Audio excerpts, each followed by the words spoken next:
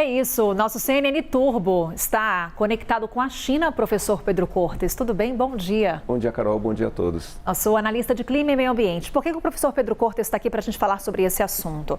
De fato, a gente vê nas ruas, aqui no caso de São Paulo, a gente consegue observar o quanto que carros híbridos e elétricos têm ganhado espaço nas ruas da capital paulista, professor. Quando a gente olha para esse cenário de São Paulo, de Brasil, quais são os obstáculos para o crescimento desse tipo de veículo no mercado automotivo? Veja, o carro elétrico ou eletrificado, ele vem ganhando espaço, né? Como você mesmo constatou, assim, dia a dia a gente encontra mais veículos desse tipo nas ruas, especialmente das grandes cidades. O maior obstáculo e que vem sendo superado aos poucos são os postos de recarga, especialmente para os veículos elétricos. Os veículos híbridos, eles têm capacidade própria de carga. Alguns podem ser, né, o caso dos híbridos plug-in, que você pode fazer um carregamento externo, mas muitos consumidores têm optado por esse tipo de veículo pela facilidade que eles têm e a independência dos pontos de carregamento.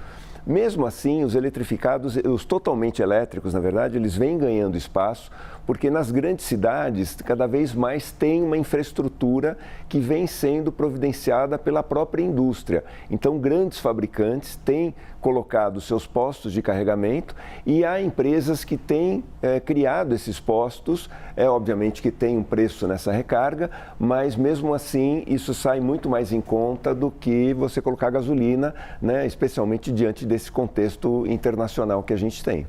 Os carros elétricos, eles ganham ainda mais destaque no momento em que a gente está falando de um conflito no Oriente Médio e que está pressionando em muito a cotação do barril de petróleo. Expõe a nossa dependência dos combustíveis fósseis e, ao mesmo tempo, alimenta a expectativa de crescimento desse mercado, professor. Quando a gente olha para o meio ambiente, o carro elétrico, de fato, traz um benefício? Sem dúvida que traz, especialmente considerando que grande parte da nossa matriz elétrica, ela vem de fontes limpas. Então, nós temos geração hidroelétrica, geração eólica, geração solar, geração termoelétrica usando biomassa e a participação das termoelétricas com combustíveis fósseis, ela é uma participação reduzida. Ela aumenta no inverno da região sul, da região sudeste, quando nós enfrentamos um período de estiagem, mas em torno de 75% a 80% da nossa geração elétrica vem de fontes renováveis. E, obviamente, um carro elétrico ou eletrificado que se carregue com essas fontes, né, limpas, ele vai, no final, né, nas contas, ele vai emitir muito menos gases de efeito estufa. E para as grandes cidades, o veículo elétrico e mesmo o eletrificado, né, o híbrido, ele acaba tendo uma redução significativa de emissão de poluentes. E também, no caso do elétrico, totalmente isento, né, de emissões diretas e também uma redução significativa, especialmente dos elétricos, do ruído. Então, isso contribui também para a redução dessa poluição ambiental, que às vezes pode ser muito significativa nas grandes cidades. Professor, um último ponto aqui para a gente encerrar esse nosso primeiro tema de conversa com o professor Pedro Cortes. Há algum debate do ponto de vista ambiental com relação à bateria desses veículos? Veja, há muita polêmica em relação a isso. Na verdade, essa polêmica vem diminuindo à medida que as pessoas vão se esclarecendo. Primeiro que a duração de uma bateria de um carro elétrico ela é estimada em mais de 15 anos.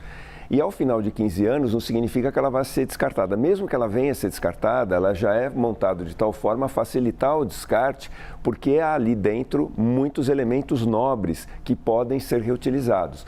Mas a gente já tratou de um outro assunto onde essas baterias podem ser utilizadas, que é as grandes centrais de armazenamento de energia, principalmente de fonte eólica ou solar, que podem utilizar essas baterias de carros elétricos. Elas deixam de ser úteis para carros elétricos devido à perda de determinadas características depois de 15 anos, mas elas ainda podem armazenar quantidades significativas de energia e ter a vida ampliada nessas grandes centrais de armazenamento de energia de fonte eólica ou solar.